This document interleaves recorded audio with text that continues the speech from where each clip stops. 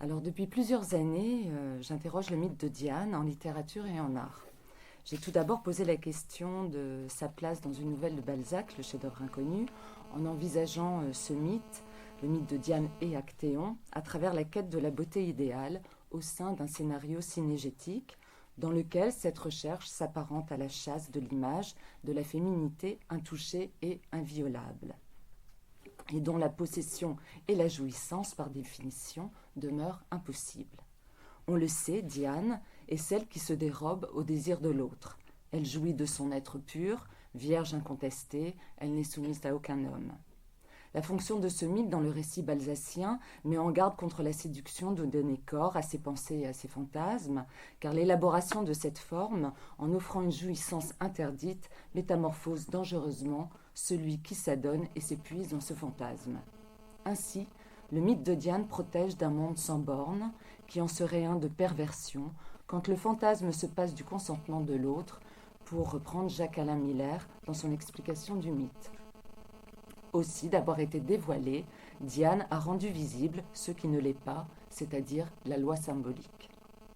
J'ai ensuite suivi les métamorphoses de ces représentations dans la peinture et la sculpture du XIXe siècle à nos jours, ce qui m'a permis de remarquer que le personnage d'Actéon, alors que ce n'était pas le cas dans les siècles précédents, avait largement la faveur dans l'art contemporain, puisqu'il est désormais représenté 3 fois plus que la déesse. En effet, aujourd'hui, les œuvres qui actualisent le mythe s'intéressent essentiellement au châtiment qu'a subi le jeune chasseur. Cet intérêt visuel pour la défiguration d'Actéon, avec une prévalence pour le dépeçage du jeune homme en cerf, a de quoi éveiller la curiosité. J'en suis arrivée à penser que cette focalisation, outre qu'elle marque encore plus intensément la déviation mythologique qui va de l'idéal espéré au déchirement, caractérise peut-être notre rapport à la transgression et à la loi. Si la défiguration d'Actéon peut renvoyer au chaotique de la vie humaine, c'est parce que ce désordre se situe entre élévation et finitude, l'en-deçà et l'au-delà se rejoignant dans la violation d'une certaine limite, c'est-à-dire voir Diane nue. Mais dès lors que l'objet de désir disparaît, c'est-à-dire qu'il ne vaut plus en tant que sujet à représenter, avec lui s'efface la frontière interdite. Désormais orphelin de son point de mire, le jeune homme transfiguré en animal, puis démembré, ne vaut plus qu'en tant que reste. Actéon est déchu, tombé dans le monde du besoin qu'est celui de l'animalité, non seulement parce qu'il est devenu physiquement une bête, mais surtout parce qu'il a perdu l'accès au langage. On se souvient de ce que dit la déesse avant de le métamorphoser en cerf, et maintenant, libre à toi d'aller raconter, si tu le peux, que tu m'as vu sans voile. Cette sortie du symbolique est étrangement peu soulignée par nos contemporains. Pourtant, le langage, nous le savons, sert de mur contre un réel chaotique auquel il s'agit de donner une forme. Sans lui, c'est l'informe et la dissémination qui nous menacent. L'ensauvagement du jeune homme se situe en ce point, hors langage, hors symbolique.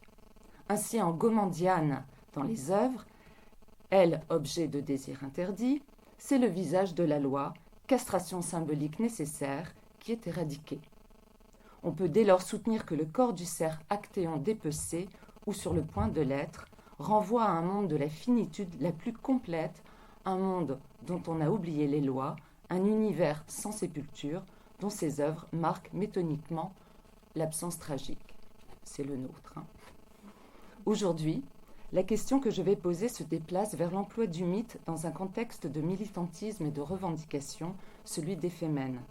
Je tiens tout de suite à dire que je ne suis pas une spécialiste de mythocritique, pas plus que des mouvements sociaux, que je ne pose aucun jugement d'ordre idéologique sur celui des Fémènes, qui divise bien assez la communauté des féministes. Division qui n'est donc pas mon propos. Le lieu d'où procède cette proposition est donc bien instable. J'aimerais simplement tenter de saisir comment la figure de Diane en Amazone s'articule au geste de ses militantes, de quelle manière la fiction mythologique y est réactivée, quelles sont les déviations qui ont été ou pas imposées au mythe, y a-t-il d'autres niveaux référentiels mis en place? Enfin, la figure de Diane peut-elle dire quelque chose des Fémènes? Dirige-t-elle l'économie du mouvement? Bien qu'elle soit généralement taxée d'Amazone, bien que tout rapproche les Fémènes de cette figure, dont elles ont failli prendre le nom, Il s'avère que c'est celle de Diane qui l'a emportée, comme le montre l'illustration sur un des t-shirts vendus sur leur site officiel. D'autres effigies imprimées apparaissent, telle Marianne, reconnue en tant que symbole de femme libre, nue et qui lutte. Une Wonder Woman, des dessins de femmes manière bande dessinée à la posture vindicative et ironique, que redoublent des slogans sans équivoque. Voilà. Mais une seule figure mythologique, Diane, dessinée de manière assez inattendue étant donné la position féministe des protagonistes du mouvement. Alors que la plupart des jeunes femmes font référence, par la représentation qui en est faite, à un contenu comique, guerrier, voire violent, l'une d'elles fait directement référence au film Massacre à la tronçonneuse, et le slogan Holy War, s'il est ironique, n'en amenuise que peu le geste. Leur Diane, quant à elle, est proche dans sa représentation du personnage de Natacha, hôtesse de l'air. Reconnue davantage pour ses formes dites sexistes que pour son féminisme pourtant revendiqué dans ses actions aventureuses, détournement d'avions, chasse au trésor, etc. En cela, cette figure de Diane, fémène, ne semble pas atteinte du complexe de Diane, qui s'apparente à un refus de la féminité et de la sexualité. Quant à l'Actéon qui l'accompagne, il s'apparente à un fan docile, plus proche du Bambi de Disney que du cerf défiguré du mythe. Peut-être est-ce justement vers le point aveugle du mythe que la figurine fait signe. Les Grecs ne nommaient-ils pas Actéon, le bonheur, et la déesse, l'inhumaine? Mais avant d'aller plus loin, rappelons rapidement que les 4 protagonistes à l'origine de l'élaboration de cette manière de lutter pour la condition féminine sont originaires d'Ukraine. Il s'agit de, excusez-moi l'accent, Ina Shvejenko, Sacha Shvejenko, Anna Utsol et Oksana Tchachko, dont on a appris le suicide cet été, le 24 juillet. Depuis 2009, elles militent en faisant un usage provocateur et politique de leur corps. Elles apparaissent en topless avec un message peint sur la poitrine. Ça, c'est la jeune fille en question qui s'est suicidée. Et la tête ornée d'une couronne de fleurs, couronne qui est le symbole des jeunes filles non mariées dans leur pays et qui, pour ces 4 jeunes femmes, symbolise la liberté et l'indépendance. Notons qu'en départ, elles luttaient spécifiquement contre le commerce sexuel des femmes. Depuis, leur combat s'est élargi et le nombre de femmes également. Elles sont reconnues dans 8 pays à l'heure actuelle: Ukraine, Belgique, Suisse, France, Allemagne, Espagne, Maroc, Canada. Les 3 mots qui les représentent sur leur site officiel: sextrisme, athéisme, féminisme. Leur objectif est clair: une victoire complète sur le patriarcat. Elles utilisent volontairement les médias afin de saturer la couverture médiatique pour mieux diffuser leurs messages et faire connaître leur activité révolutionnaire qui défendent les droits de la femme. Ça, c'est leur slogan. Alors pourquoi Diane? Dès qu'il a fallu qu'elle se trouve un nom, il y a eu, selon leur dire, de nombreuses discussions autour du terme Amazone.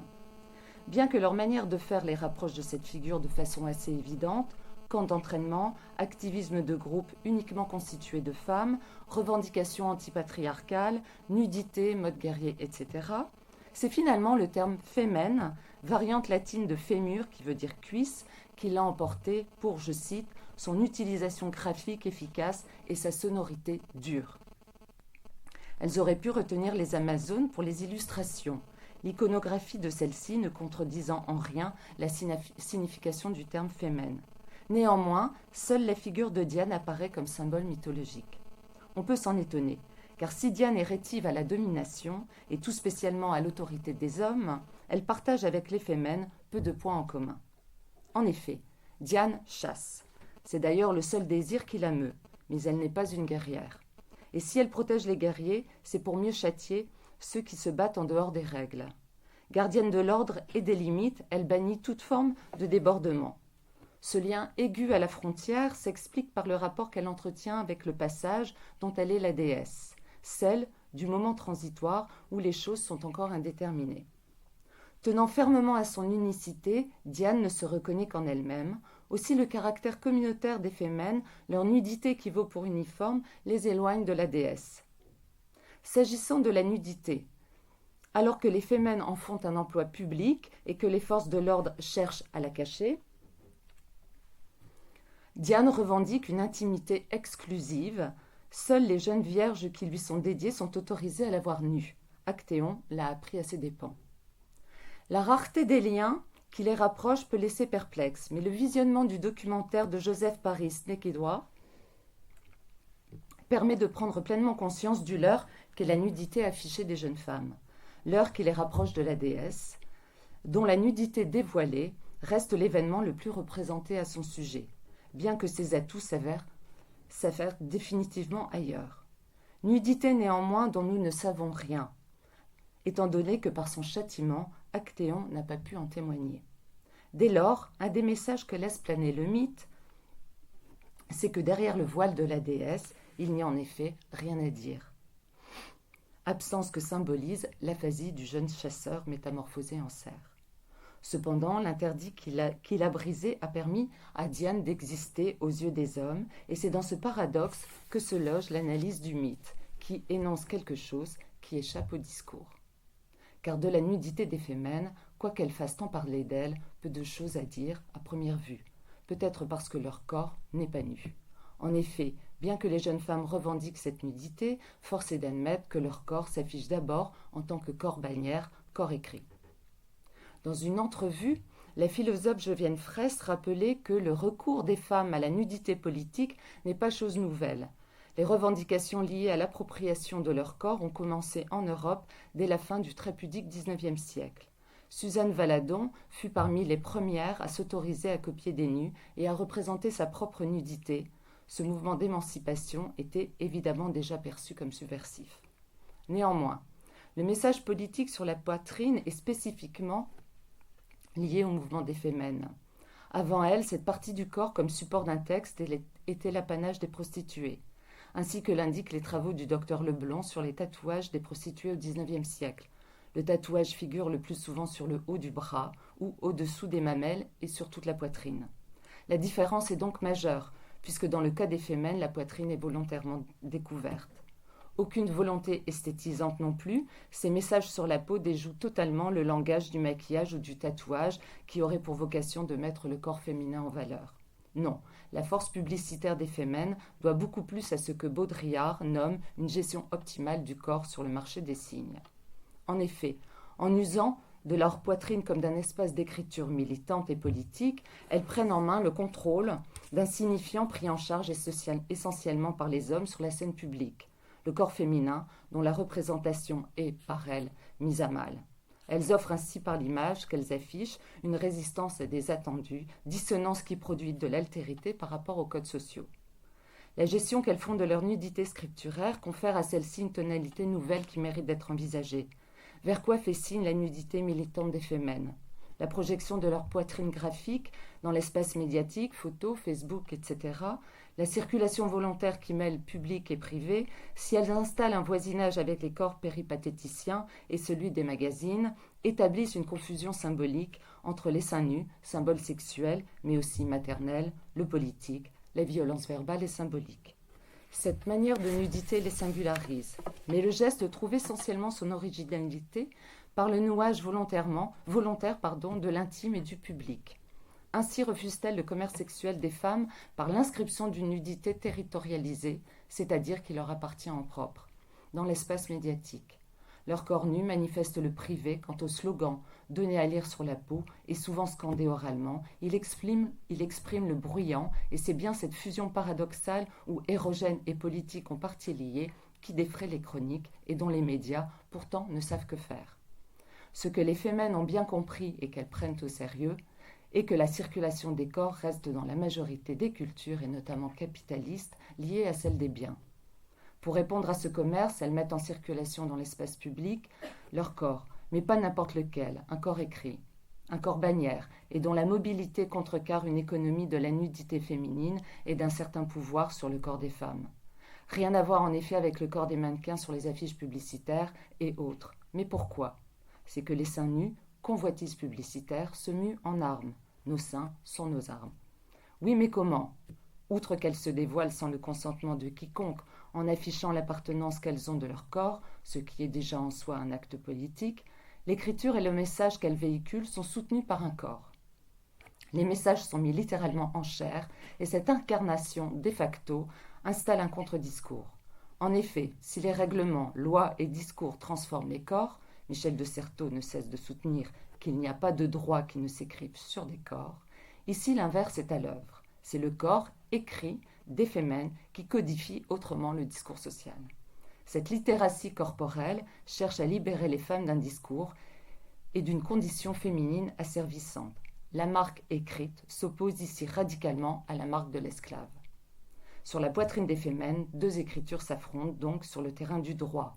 D'un côté, un corpus censé être inscrit en elles toutes, incorporé. De l'autre, une écriture portée par des corps vus par tous. Deuxièmement, ici se loge la force de leur action, elles s'adressent aux regardeurs. Sorte de Diane offerte volontairement au regard de multiples actéons. À la manière de la déesse, elles obligent ceux qui regardent leur nudité à prendre conscience de ce qu'ils perdent, de ce dont ils sont subitement privés, un certain pouvoir sur le corps qui est donné à voir. Erreur de croyance qu'Actéon a commise. Car voir n'est pas prendre, ce qu'il apprend à ses dépens et que les Femmes ne cessent de rappeler. À l'instar de Diane, elle représente l'image d'une féminité non conventionnelle, non plus objet de désir, mais qui inquiète et qui importune, comme le note Jean-Pierre Vernant au sujet de la déesse. Le mythe de Diane met en garde de croire, comme l'a fait Actéon, que le réel peut et doit se plier au fantasme de l'idéal. La poitrine scripturaire des Femmes barre le regard de l'autre, lui rappelant que dans le fond, il ne peut aspirer à faire de l'autre du même, c'est-à-dire donner corps à son fantasme. Le geste des Femmes, au-delà du message militant, renvoie l'autre à ce qui, lui, l'agite. Dit autrement, leur nudité scripturaire regarde les regardeurs autant qu'ils la regardent. Ce jeu de miroir est possible car les seins barrés par l'écriture n'expriment aucune séduction, ils ne sont le signe d'aucune possession, mais d'une révolte. Et l'inventivité du geste se situe dans l'expression publique de l'érogène et non pas de l'érotique, par l'écriture qui, elle, accentue cette nudité en la brouillant. Il y a dans leurs gestes ce que Geneviève Fraisse nomme un dérèglement des représentations. C'est parce que l'érogène prend sa place, mais dans une répartition nouvelle, qu'il frappe politiquement fort. Ainsi, dans leur combat contre le commerce sexuel, elles jouent la carte du sexuel par le biais de l'écriture, qui sert la mascarade en faisant office de masque, de voile. C'est que le slogan, qui est à l'opposé d'une parole individuelle, mais ici revendiquée sur des corps singuliers, prend en charge le politique. La nudité pose dans le monde philosophique la question de la vérité, ce qu'a bien saisi Geneviève Fraisse. Dans la tradition, c'est l'homme qui manie ce rapport nudité-dévoilement-vérité. C'est l'homme qui dévoile, c'est l'homme qui cherche la vérité. Il arrive que dévoiler la vérité soit dénuder une femme. Les femmes peuvent être présentes, complices, mais en aucun cas responsables de cette recherche philosophique.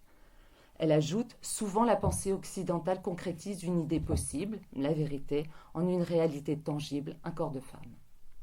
Le tableau d'Édouard Debat-Ponsant, intitulé « La vérité dressant son miroir s'efforce de sortir d'un puits », qui date de 1900, qui allégorise la vérité en marge d'Émile Zola, recueil des textes qu'il a écrits sur l'affaire Dreyfus, illustre parfaitement cette incarnation. L'allégorie dévoile ici une vérité particulière, celle de l'hypocrisie de l'Église et de l'armée face à l'innocence. Le miroir, c'est la lumière contre l'obscurantisme et la position de la jeune femme renvoie à la liberté guidant le peuple de Delacroix, auquel d'ailleurs fait écho le geste de ralliement des Femmes.